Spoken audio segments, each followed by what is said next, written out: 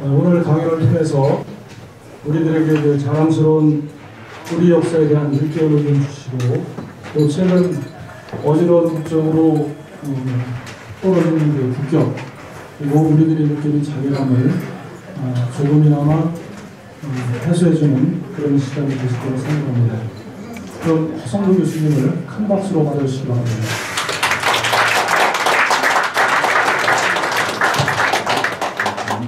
감사했습니다. 여러분 감사합니다. 오늘 제가 말씀드릴 내용은 객관적 관점으로 우리 역사 다시 보기입니다. 아까 여기 마이크 잡으신 분들마다 요새 우리나라 상황이 어렵다고 말씀하시잖아요. 근데 석 기자님께서 뭐 어려운지 안 어려운지 모르지만 그렇게 시작하셨어요. 다들 어렵다고 생각하시죠? 그런데 문제는 조금 객관적으로 우리 현실을 봐야 할 필요가 있습니다. 우리는 21세기 오늘을 사니까 우리가 온 세상의 주인공 같지만 역사에서 보면 오늘의 대한민국은, 여러분 지금 대한민국 국민이 참 어렵죠? 저는 어렵다고 보지 않아요. 왜냐하면 조금 더 좋은 나라, 조금 더 민주적인 나라를 만들기 위해서 세금을 내고 있는 중입니다. 여러분 다른 나라들 우리가 볼 때 부러운 인류 선진국들이 있죠? 그 사람들이 민주주의 만들어갈 때는 엄청난 피와 땀을 쏟았습니다. 그리고 시간을 썼습니다. 영국이 민주주의 발달이 가장 빠른 나라입니다. 언제부터 절대 권한을 가진 왕으로부터 시민들이 권력을 뺏어내기 시작했냐면 1521년입니다. 마그나 카타라고 하는 대헌장이 첫 번째 사건이었습니다. 그리고 권리청원, 권리잠정 등등의 과정을 거치면서 시민들이 왕에게서 권력을 양도받아갔습니다. 그래서 지금의 민주사회를 이룬 것입니다. 그러니까 1500년서부터 보면 그네들은 500년을 노력해서 오늘의 영국을 만들었습니다. 프랑스도 시민혁명이라는 게 있었습니다. 정말 피비린내 나는 혁명을 겪었습니다. 그 과정을 겪고 오늘의 이걸 만들었습니다. 프랑스의 시민혁명이 1789년이니까 1800년으로 오면 그네들도 200년을 나라를 잘 만드는 데 투자한 셈입니다. 미국은 오늘날 세계의 강국입니다. 그런데 미국이 처음부터 잘 만들어졌나요? 아닙니다. 프랑스 식민지, 영국 식민지였었습니다. 그러니까 영국이 과도한 세금을 요구하고 하니까 야 도저히 우리 식민지 못 해먹겠다.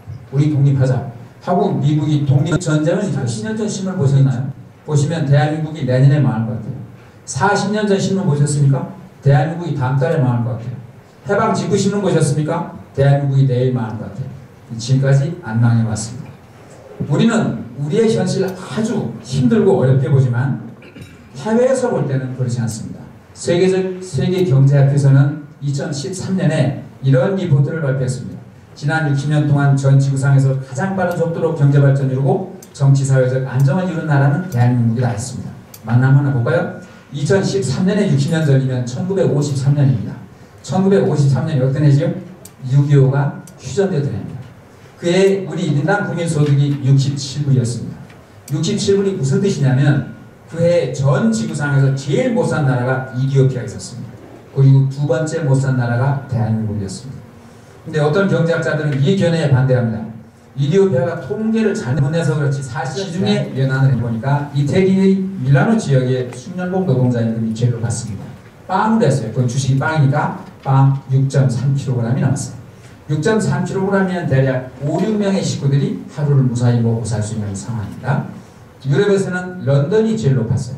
빵 8.13kg이 나왔어요. 조선을 내봤어요. 조선을 내니까 조선 빵을 안 했으면 뭘 내겠습니까? 쌀이요. 쌀 8.2kg이 나왔어요. 전 세계의 탑 클래스에 들어갑니다. 믿어지세요? 안 믿어지세요? 하여튼 이렇습니다. 통계는 이렇습니다. 근데 잘 안 믿어지시죠? 저도 잘 안 믿어져요.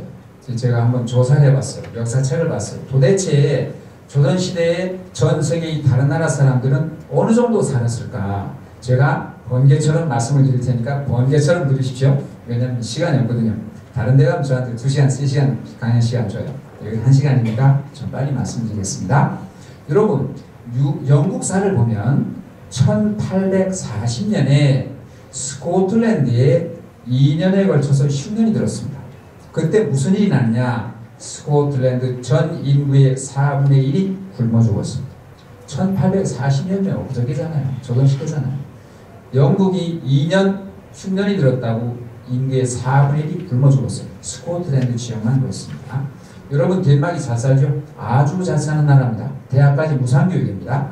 덴마크에서 1년 이상 거주한다는 증명서만 있으면 어느 병원을 가든 무상치료해줍니다. 그런데 언제부터 덴마크가 잘 살았죠? 덴마크 역사책을 보면 덴마크는 유럽 최대의 농업 빈국이었습니다. 덴마크 농민이 전 유럽에서 제일 못 살았습니다. 그 덴마크가 백성들이 숨 좀 잘 산 게 아니고 숨 좀 쉬고 살기 시작한 것은 정확하게 1900년 이후입니다. 정말 덴마크 역사에 나옵니다. 그러니까 조선시대 덴마크는 지질이 못 사는 나라입니다. 스위스가 잘 살죠. 스위스 국민소득 굉장히 높습니다. 지금 아마 8만 불 넘어섰을 겁니다. 몇 년 전까지 7만 8천 불이었어요.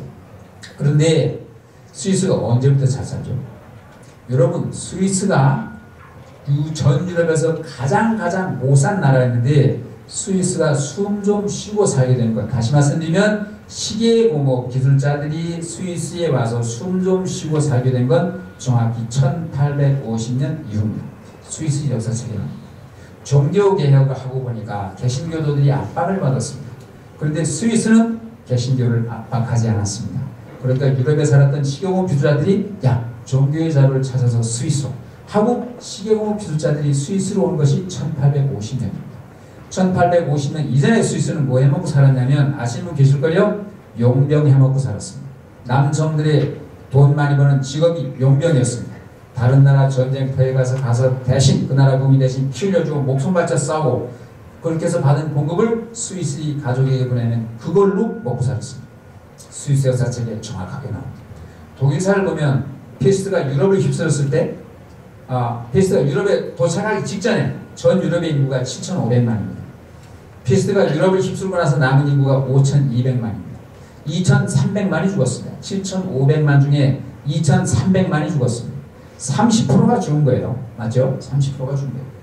독일사 책을 보면 왜 이렇게 유럽 사람들은 피스트가 왔을 때 흑사병이 왔을 때 그렇게 많이 죽을 수밖에 없었는가? 이유를 써놨습니다. 이유가 뭔지 아십니까? 유럽의 농민들은 너무너무나 못 먹고 못 살았다. 그래서 몸에 면역력이 전혀 없었다. 그래서 새로운 전염병이 오면 죽을 수밖에 없었다. 이렇게 쓰여져 있습니다. 여러분 유럽의 농민들이 잘 사는지 아십니까? 우리 객관적으로 현상을 봅시다. 이렇게 못 사는 게 유럽입니다. 레닌혁명, 공산주의 혁명 기억나시죠? 레닌혁명이 첫날이 노동자들이 일으킨 혁명인지 아십니까? 아닙니다. 레닌혁명의 첫날은 1917년 3월 8일입니다. 3월 8일이 국제부인의 날입니다. 이날 러시아에서 맨 먼저 데모를 한 사람들은 남성들 노동자가 아니고 엄마들이었습니다. 왜 엄마들이 모여서 데모를 했냐? 아기가 먹을 것이 없었습니다. 아기들이 굶어 죽어가니까 내 아기가 먹을 우유와 빵을 달라고 엄마